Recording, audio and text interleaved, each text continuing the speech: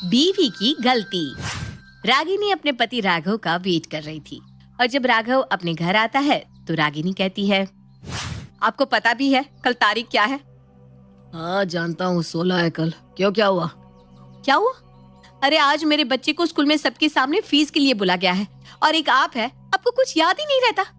मुझे पैसे दे दीजिए, मैं कल के कल अपने बेटे की फीस भर दूंगी। आपको तो कुछ याद रहता ही नहीं।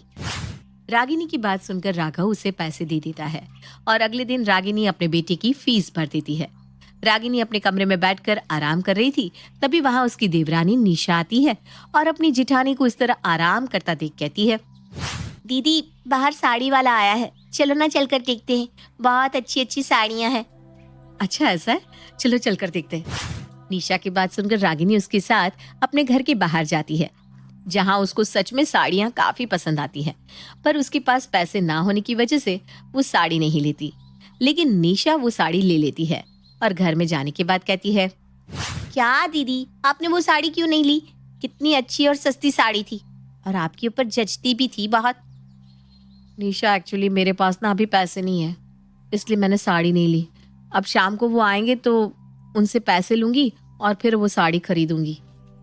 दीदी जेठ जी एक बिजनेसमैन है और आप उनकी वाइफ। एक बिजनेसमैन की बीवी होने के बाद भी आपके पास पैसे नहीं है? आप अपना खर्चा चलाती कैसे हो? चलो मान लिया कि आपको आज साड़ी लेनी थी, पैसे नहीं थे इसलिए आपने पैसे नहीं लिए, पर अगर भगवान न करे अगर घर में कोई इमरजेंसी हो तो आप किससे पैसे लोगी? हाँ निशा तुम बिल्कुल सही कह रही हो, पर मुझे ना कभी पैसों की जरूरत ही नहीं पड़ी। अरे जरूरत नहीं पड़ी तो क्या हुआ? आपको नहीं लगता कि आपके पास पैसे होने चाहिए? मुझे ही देख लो, भले ये शहर के बाहर रहते हो पर समय समय पर मुझे पैसे भेजते रहते। आप तो इस घर की बड़ी हैं, घर की जिम्मेदारियां आपके सर पर है और भैया तो अक्सर बाहर रहते हैं। निशा की बात सही थी, अगर रागिनी उसको सही तरीके से लेती तो। शाम को जब राघव घर आता है तो रागिनी राघव से गुस्से में बात करती है, आ गए घर? हाथ मुंह धो लो, खाना लगा देती हूँ। रागिनी आज ऑफिस मीटिंग थी, मैं वहीं से खाकर आया हूँ। अरे वाह, ये सही है आपका, जब मन करे आप बाहर से खा लेते हो, पर एक मैं हूँ जो बाहर का खाना खाना तो क्या देखती तक नहीं हूँ। क्यों? क्योंकि मेरे पास पैसे ही नहीं रहते, कुछ भी लेना हो तो देवरानी से लेने पड़ते हैं। अरे रागिनी तुम्हें हुआ क्या है? तुम इस तरह की बहकी बहकी बातें क्यों कर रही हो? मैंने तुम्हें कभी किसी चीज के लिए मना किया है क्या? मना नहीं किया, लेकिन कुछ लेने के लिए पैसे भी तो नहीं दिए ना। बार बार आपके पास पैसे मांगने आना मुझे अच्छा नहीं लगता। मेरा भी एक अकाउंट ओपन करवा दो ताकि उसमें पैसे रहे और मुझे आपसे बार बार पैसे ना मांगने पड़े। अरे दूसरे अकाउंट की जरूरत नहीं है तुम्हें। हाँ हाँ सही कह रहे हो आप, मुझे क्या ही जरूरत है। अरे कुछ सीखो अपने भाई से जो हर महीने निशा को पैसे भेजता रहता है। रागिनी ये तुम क्या बोले जा रही हो? अरे मेरी बात तो सुन लो। मैं दूसरा अकाउंट ओपन करवाने से इसलिए मना कर रहा हूँ क्योंकि हमारा जॉइंट अकाउंट करवाना चाहता हूँ, ताकि तुम्हें जब भी जितने भी पैसों की जरूरत हो तुम अकाउंट से निकाल लो। अब राघव की बात सुनकर रागिनी चुप हो जाती है और उसके चेहरे पर एक मुस्कान आ जाती है। अगले दिन राघव अपने अकाउंट में ही उसका जॉइंट अकाउंट करवा देता है। ये देखकर रागिनी ये खबर अपनी देवरानी को देने जाती है। निशा, ओ निशा। क्या हुआ दीदी? तू मुझे कह रही थी ना तेरे जेठ जी मुझे पैसा नहीं देते, देख आज उन्होंने अपने अकाउंट के साथ ही मेरा अकाउंट ज्वाइन करवा लिया। अरे वाह, ये तो बहुत अच्छी बात है। हाँ, अब मैं भी बिना सोचे समझे पैसे खर्च करूंगी, वो भी अपने ऊपर। बात रौब दिखाती थी ना मुझे, मेरा पति ये करता है, इतने पैसे देता है, मैं ये लेकर आई वो लेकर आई। अब बताती हूँ कि किसका पति कितना कमाता है। हाँ भाभी, ये तो सच में बहुत ही अच्छी बात है। वैसे मैं सोच रही थी कि मैं वो साड़ी नहीं ले पाई, इसलिए अगर हम दोनों आज किसी अच्छी सी दुकान पर चले और बढ़िया सी साड़ी ले ले तो कैसा रहेगा? हाँ हाँ दीदी, ये तो बहुत अच्छी बात है। बताइए कब चलना है? शाम को चलते। रागिनी अपनी बात खत्म करके अपने कमरे में चली जाती है और शाम को एक बार फिर वो साड़ी की दुकान पर जाती है और दुकानदार को अच्छी और महंगी साड़ी दिखाने को कहती है। भैया अच्छी सी अच्छी साड़ी दिखाना आप। बहन जी आप चिंता मत कीजिए, मैं आपको अपनी दुकान की सबसे अच्छी साड़ी दिखाऊंगा। भैया अच्छी तो दिखाना, पर थोड़ा बजट वाली साड़ी दिखाना। अरे ऐसे कैसे बजट वाली साड़ी दिखाना? भैया आप महंगी से महंगी साड़ी दिखाइए, कोई बात नहीं। पर भाभी साड़ी पर पैसे खर्च करना सही नहीं है, और अगर साड़ी महंगी वाली लेनी भी है तो सही रेट में लेंगे ना हम। निशा, पैसे किसके लगेंगे, तेरे या मेरे? रागिनी की ये बात सुनकर निशा चुप हो जाती है। वहीं जब दुकानदार भी महंगी से महंगी साड़ियां रागिनी को दिखाने लगता है, ये देखकर निशा खुद से कहती है, अच्छा तो अब ये मुझे अपने पैसों का घमंड दिखा रही है। कोई बात नहीं दीदी, आप मुझे पैसों का धौंस दिखाओगी ना तो मैं भी आपसे कम नहीं हूँ। अब आप देखती जाओ मैं क्या करती हूँ। दीदी उधर देखो, वो जो डमी पर साड़ी है कितनी अच्छी है, आप उस साड़ी का प्राइस पूछिए ना। मानना पड़ेगा निशा, तुम्हारी पसंद सच में अच्छी है। भैया वो डमी वाली साड़ी दिखाना। रागिनी के कहने पर दुकानदार उसको दुकान की सबसे महंगी साड़ी दिखा देता है। ये साड़ी सच में बहुत सुंदर लग रही है। इस साड़ी को पैक कर दीजिए। 10,000 की साड़ी है, पैक कर दूं भाभी जी? 10,000? इतनी महंगी साड़ी, कहीं ऐसा ना हो कि ये मुझ पर गुस्सा करे। अरे हमारी दीदी के लिए तो ये मामूली सी रकम है, क्यों दीदी? अब हाँ, ये कोई बड़ी रकम थोड़ी ना है, पैक कर दो इसको। रागिनी उस साड़ी को खरीदकर घर चली जाती है। रात को जब राघव घर आता है तो वो रागिनी पर भड़कते हुए कहता है, रागिनी तुम्हारा दिमाग घास चरने तो नहीं गया? क्यों, क्या हुआ? आप ऐसी बात क्यों कर रहे हैं? क्या हुआ? अरे तुमने ऐसा भी क्या खरीद लिया जो आज की डेट में तुमने 10,000 रुपये खर्च भी कर दिए? अब वो मुझे ना एक साड़ी बहुत पसंद आ गई थी जो थोड़ी कॉस्टली थी, पर मेरा ना बहुत मन था क्योंकि आप तो मुझे कभी कोई साड़ी लाकर देते नहीं हो, तो मैंने वो खरीद ली। क्या 10,000 की तुमने साड़ी खरीदी? अरे तुम्हारे दिमाग में दिमाग की जगह भूसा भरा है क्या? रागिनी राघव की बात का जवाब नहीं देती और चुपचाप सोने चली जाती है। समय गुजरता है और गुजरते समय के साथ रागिनी अपनी देवरानी को जलाने के लिए आए दिन कोई ना कोई महंगी चीजें लेती रहती। तो वहीं निशा भी कम नहीं थी, वो अपनी जिठानी को सामान लेने का बढ़ावा देती रहती। और ऐसे ही एक दिन निशा अपनी जिठानी के पास आती है। दीदी अब तो आए दिन आप कुछ न कुछ खरीदती रहती हैं, मैं सोच रही थी क्यों ना इस बार आप बेडशीट खरीद ले। वो कहना घर की सभी बेडशीट गंदी हो रही है और बेडशीट के साथ साथ सोफे की कवर पर्दे सब भी तो खराब हो रहे हैं। बस इतनी सी बात। अरे अब तुम देखो, अब इस घर में सोफे कवर बेडशीट पर्दे सब कुछ नया आ जाएगा। इतना बोलकर रागिनी निशा के साथ बाजार जाती है और एक बार फिर महंगा खर्चा करके आती है और एक बार फिर राघव और रागिनी की लड़ाई हो जाती है। रागिनी मैं बिजनेस कर रहा हूँ, मुझे लोगों को सैलरी भी देनी पड़ती है और एक तुम हो कि हर समय पैसों की बर्बादी करती रहती हो। आखिर तुम चाहती क्या हो? अच्छा तो अब तुम मुझे पैसों के लिए लड़ोगे? अरे जब तुम पैसे खर्च करते हो तो कुछ नहीं, और अगर मैंने थोड़े से पैसे क्या खर्च कर दिए, तुमने घर को सर पर उठा लिया। क्यों? यही तो दिक्कत है कि तुम थोड़े पैसे खर्च नहीं करती, तुम दिन का 5-10 हजार रुपया खर्च देती हो। मेरी गलती थी कि मैंने तुम्हारा अकाउंट ज्वाइन करवाया।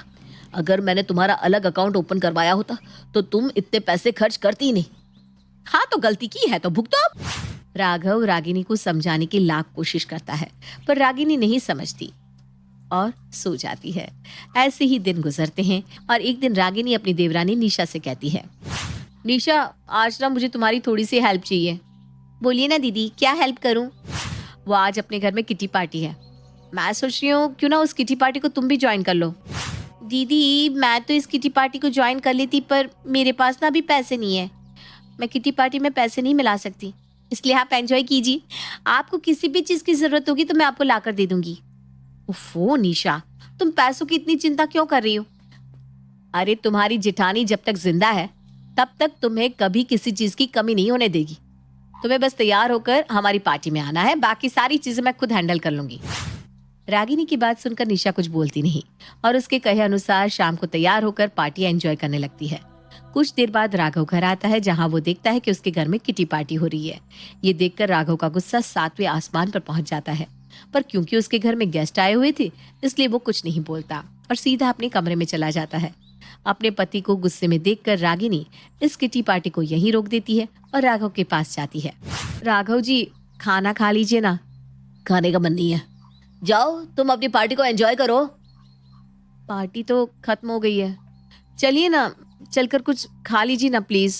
मैंने कहा ना मुझे नहीं खाना, तुम्हें समझ में नहीं आता क्या? अरे पर चिल्ला क्यों रहे हो आप?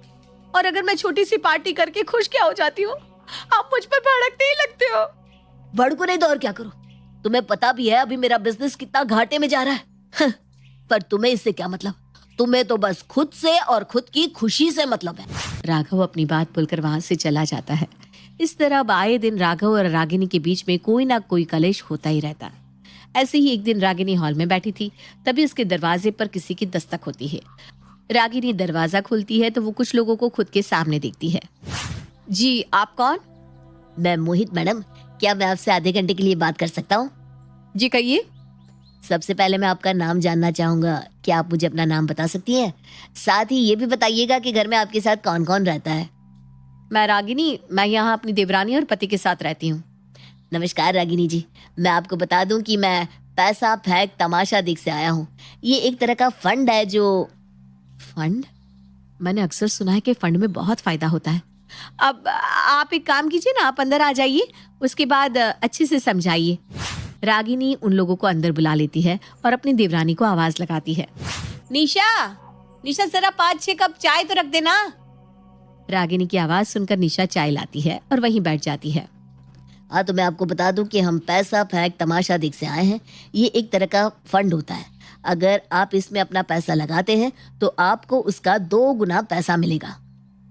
और अगर हमारा पैसा डूब गया तो? जी नहीं मैडम, आपका पैसा नहीं डूबेगा, क्योंकि ये गारंटेड है। आपका निवेश किया गया पैसा डूब ही नहीं सकता। अगर आपको विश्वास नहीं हो रहा तो हम आपको रिव्यू भी दिखा सकते हैं। जी दिखाइए ना। रागिनी की बात सुनकर मोहित अपने फोन में कुछ फोटोज और वीडियो दिखाता है, जिससे साफ जाहिर होता है कि वो फ्रॉड नहीं है। उनके रिव्यू देखकर रागिनी खुश हो जाती है और इस फंड में पैसा लगाने के लिए तैयार हो जाती है।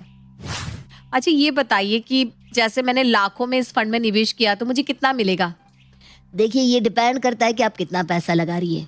मान लीजिए आप 1 लाख रुपया इस फंड में हर महीने डालती है तो आपको साल का 18 लाख रुपया मिलेगा। 5 लाख रुपया आपको ब्याज के तौर पर मिलेंगे। तो बताइए आप कितने तक का निवेश करना चाहती हैं? आपने हमें इतने अच्छे से समझाया, उसके लिए बहुत धन्यवाद, लेकिन हम अपना पैसा निवेश नहीं करना चाहते। आप जा सकते हैं। अरे निशा, ये तुम क्या कह रही हो? अब आप मुझे 10 मिनट का समय दीजिए, हम अभी डिस्कस करके आते हैं। इतना बोलकर रागिनी निशा को साइड में ले जाती है। निशा, तुम्हें पता भी है हम हमारे पैसे का इस फंड के जरिए 2 गुना कर सकते हैं। तुम क्यों मना कर रही हो? नहीं दीदी, मैं इस फंड में पैसे नहीं लगाऊंगी, और मैं तो आपको भी यही कहूंगी कि आप भी इस फालतू की चीज में पैसे मत लगाओ। क्या पता ये फ्रॉड हो। अरे उसने सबूत तो दे दिया कि वो फ्रॉड नहीं है। नहीं दीदी, मेरे पास इतना पैसा नहीं कि मैं इसमें लगाऊं। माफ करना, पर फालतू की चीज में मैं अपना पैसा नहीं लगा सकती। ठीक है, मत लगा।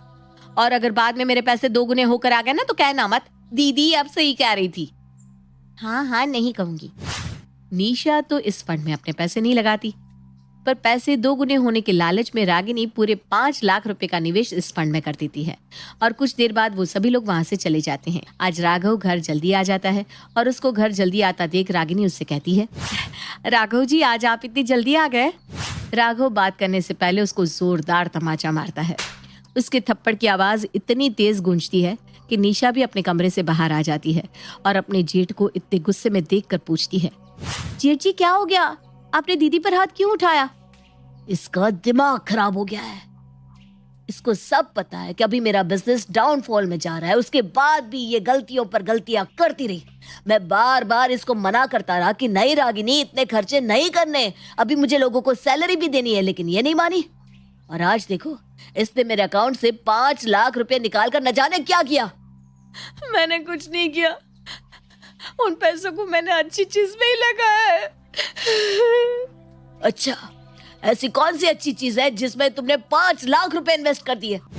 रागिनी अब राघव को सारी बात बताती है, जिसके बाद राघव खुद के सर पर हाथ रखकर बैठ जाता है। क्या हुआ जी, आप इस तरह क्यों बैठ गए? तुम्हें पता भी है तुमने जिसमें पैसे इन्वेस्ट किए हैं वो फ्रॉड है। इतना बोलकर राघव अब उसको अपने फोन में कुछ न्यूज दिखाता है, जिसमें ये साफ जाहिर हो रहा था कि पैसा फेंक तमाशा देख फ्रॉड है। ये देखकर मानो रागिनी को एक झटका लग जाता है। हे भगवान, ये मैंने क्या कर दिया? बिना जांच पड़ताल किए 5 लाख रुपए लगा दिए। इसीलिए बोलता था मैं तुम्हें, फालतू फिजूल खर्ची मत करो, लेकिन तुम्हें मेरी सुननी का है। कर दिया ना सब सत्यानाश। मुझे माफ कर दीजिए राघव जी, मैंने कभी सोचा तक नहीं था कि... क्या करूं तुम्हारे सॉरी का? अरे मैं लोगों की सैलरी कहां से दूं बताओ? है तुम्हारे पास पैसा?